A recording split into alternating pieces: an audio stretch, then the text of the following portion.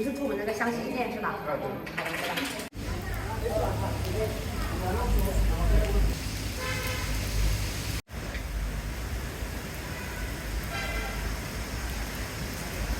？Allora Pulcinelle, vi spiego un po' come funziona perché non è proprio così immediato e chiarissimo su come procedere verso la montagna di Tian Men. Parte il tutorial, noi siamo nella città di Zhangjiajie, ci sono due cabinovie, la principale che è questa qui che porta fino all'altopiano, la secondaria che porta fino ai 999 scalini per la porta per il paradiso, e ci sono ben tre linee, la A, la B e la C. La A parte dalla principale fino all'altopiano e poi scende con l'alternativa, la B alternativa scale porta del paradiso dall'altopiano principale, e la C alternativa e alternativa. Ovviamente in base alla linea bisogna prendere il biglietto giusto. La linea B sembra essere quella più interessante e abbiamo appena scoperto che i biglietti sono sold out.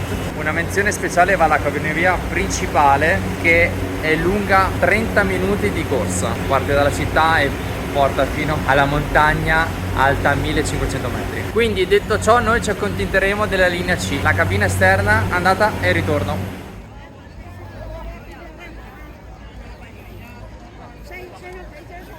Ma che robina che abbiamo qui, sembra essere bella alta e pendente. E vai, guardate come si incrociano le due cabinovie. Che bello salire sulla montagna con le scale mobili, è un sogno che si avvera. Ma cosa ci fanno queste volpine all'ingresso? Stanno riposando, sentite come ronfano. Qui ci stanno 26 persone a cabina, è una shuttle.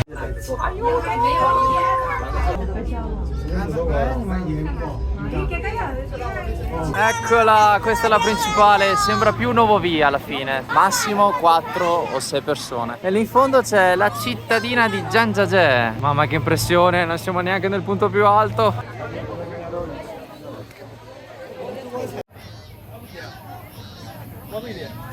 L'aria condizionata che preferisco rimane sempre quella naturale, ci sono dei piacevoli 22 gradi qui sopra. Wow, che spettacolo! È davvero impressionante. Allora, me lo immaginavo con un dislivello maggiore, però devo dire a fine avventura ci sta a non faticare più.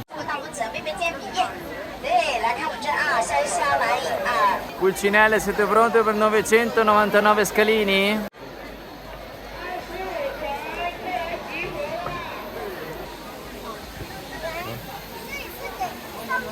Che dite, ne vogliamo approfittare per fare un punto sulle impressioni su questo viaggio in Cina? Così mi renda un po' più faticosa la scalata verso il monte. Prima di tutto, per venire qua in Cina dovete avere l'idea di mollare tutto quello che noi siamo abituati ad avere nel mondo occidentale, ma non solo, come tutte le app e social. In questo caso avrei preferito fare un detox, ma tramite un escamotage con le SIM siamo riusciti a essere sempre connessi nel nostro mondo digitale, che è diverso da loro. Il mio forte consiglio è quello di scaricare ancora prima di partire due applicazioni fondamentali, che sono WeChat e Alipay. Con entrambe avrete la possibilità di pagare quasi nel 100% dei casi con la vostra carta collegata, quindi con i nostri circuiti Visa, Mastercard eccetera. Con WeChat invece riuscirete a comunicare con i local, soprattutto gli albergatori hanno modo di comunicare con noi tramite la funzionalità di traduzione dell'app stessa. Invece con Alipay, oltre alla funzionalità standard, è possibile scaricare altre mini app al suo interno che ti permettono di usufruire di tutti i trasporti pubblici, quasi tutti, di tutta la Cina. E quindi alto là le tessere delle metro per ogni singola città, è pressoché un click, arrivati in una nuova città e subito la possibilità di usufruire dei mezzi che sono sempre stati puntualissimi, efficientissimi, efficaci e soprattutto non solo per gli occidentali ma anche per loro molto economici. Pausa, scorcetto bello. Dicevo, quindi abbiamo provato treni veloci, treni notturni, autobus urbani, tuk-tuk, Didi, il loro Uber, e sono tutti, o almeno quasi nella loro totalità, mezzi elettrici. Rimane quasi a fine viaggio ancora un mistero di quando ricaricano questi mezzi, perché mezzi in carica ne abbiamo visti ben poco rispetto a quelli che circolano per strada, e sembra che i motorini con un limite di velocità di 30 km/h possano andare dappertutto in strada, quindi non ci sono regole per loro. I local si sono sempre rivelati essere molto gentili e carini nei nostri confronti, ci hanno riempito di richieste di foto quasi in tutte le città, però devo dire che in quanto educazione dei mezzi pubblici, cosa a cui tengo molto come viaggiatore, è inferiore al livello giapponese. Anche per quanto riguarda il cibo, una nota di demerito, perché li ho visti molto spreconi e questo non è bello. La pulizia in generale è più che accettabile, anche se loro tendono a sporcare. Ci sono servizi che cercano di tenere il più pulito possibile, però non c'è una cultura di sporcare il meno possibile. Per quanto riguarda l'inglese invece facciamocene una ragione, al momento è piuttosto carente, però ormai abbiamo i mezzi sufficienti per farci capire. Alla fine non abbiamo mai avuto problemi o disguidi di nessun tipo in 3 settimane di viaggio. La sicurezza, neanche a dirlo, è ai massimi. Ci hanno controllato con i metal detector pressoché dappertutto e ti senti sicuro sia in posti affollati come questo, sia in posti fantasma, perché nonostante siano 1,3 miliardi, talvolta ti ritrovi dentro queste strutture gigantesche che possono essere stazioni, centri commerciali completamente disabitate. Abbiamo sempre mangiato fuori e ci si può saziare con cibo locale cinese anche a 2 euro, mangiando bene. L'unica cosa è che l'acqua non è inclusa come il Giappone, o almeno non mi è sembrato. Anche in occasione dell'hot pot, probabilmente la cena più piccante del viaggio e anche di tutti i miei viaggi qui in Asia, avere l'acqua avrebbe dato una mano, ma abbiamo accettato la sfida anche senza. Un'ulteriore curiosità, non so se è stato un caso o meno, ma ho notato pochissima fauna in giro e un po' mi ha stranito, però magari è stato un caso soggettivo mio, non lo so. Comunque siamo arrivati. Ma cosa hanno fatto qua? Se vi siete comportati bene nel corso della vostra vita, ecco, vi mostro il cancello di San Pietro. Il paradiso è giusto dall'altra parte.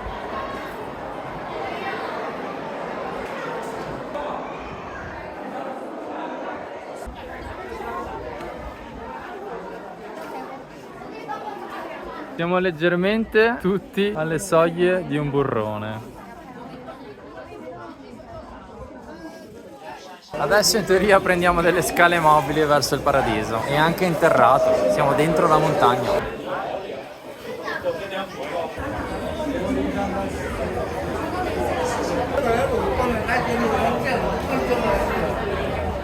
No, c'è un'altra scala mobile, ne abbiamo appena fatte 4. Pensavamo di essere arrivati in cima, eh? Spoiler, abbiamo fatto una serie di ben 7 scale mobili per salire sull'altopiano.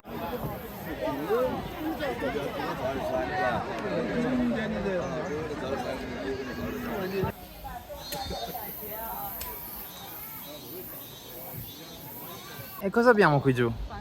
Attenzione, è la porta verso il paradiso. Invece quel punto di osservazione mi sa che vince come punto più alto dell'altopiano. Che dite, ci andiamo?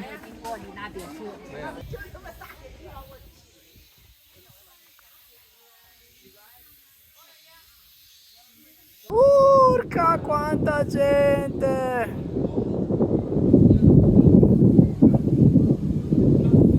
Siamo giunti quasi al punto più in alto, perché lì dietro tra le nuvole c'è una pagoda che è ancora più in alto.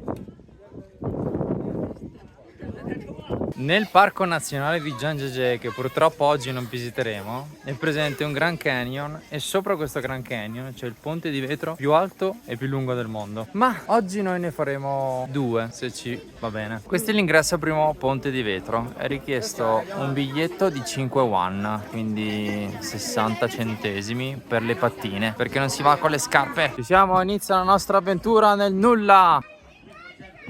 Ma non sarà un po' troppo sottile quel ponte? Ok, l'hai voluto tu, non guardare in basso. L'importante è non andare sul plexiglass, andiamo sul sicuri sul cementone. La gente qui sembra divertirsi molto, io nel frattempo ho sbloccato un nuovo livello di paura. C'è anche la foto in fondo al ponte. Oddio, sarò venuto terrorizzato. Niente a che vedere con il ponte che ho menzionato prima, però eravamo proprio sopra alla porta del paradiso. Oddio, donatemi la forza. È tutto così questo ponte. Potresti fare un bel volo, ma loro comunque trovano sempre lo spazio per una telecamera. Questa clip non è fatta con l'intelligenza artificiale.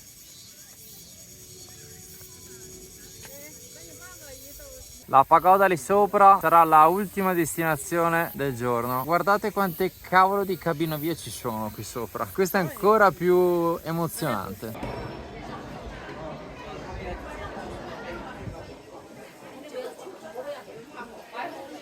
Ed è anche parecchio gettonata questa seggiovia. Guardate che fila.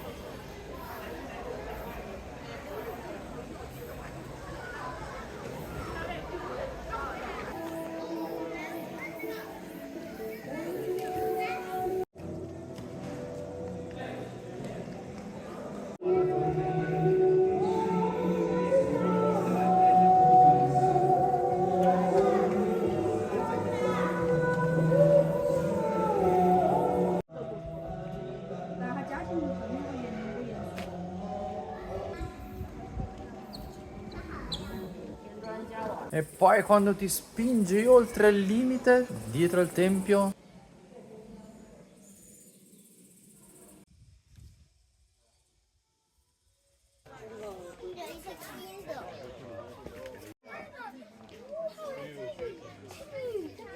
Finalmente un sentiero come si deve, ma perché non mi fanno passare? Io voglio questo, non il parco divertimenti. Voi pensavate che si sarebbero accontentati di passerelle sul vuoto? E invece no, c'è anche un bel ponte sospeso. E dondola, mamma come dondola.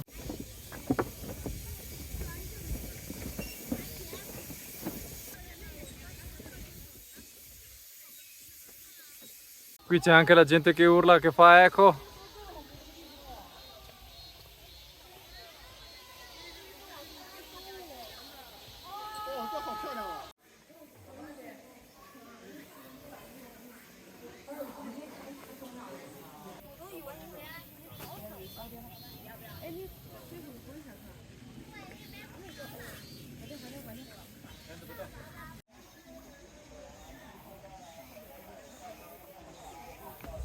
Questo è il secondo ponte di vetro, ma questa volta, dopo quello che abbiamo visto, non lo facciamo. Sarà bello altrettanto e altrettanto terrorizzante. Ci credete che tra qualche ora prenderemo l'aereo proprio da quell'aeroporto e sembra proprio avere l'aria di un aeroporto fantasma. Avete presente quella pagoda che mi hai mostrato prima, che era dietro le nuvole? Ci siamo finalmente sopra! Da qui sopra è possibile vedere tutto il percorso che abbiamo fatto da stamattina ad oggi.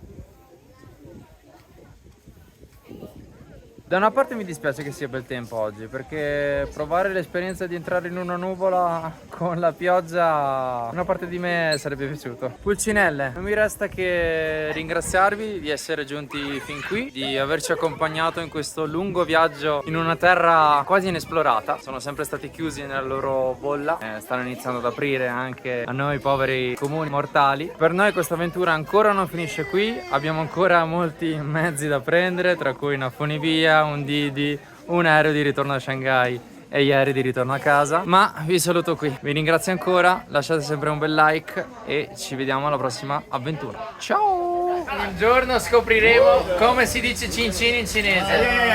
Yeah. Welcome to Thailand. Welcome! Kanpai!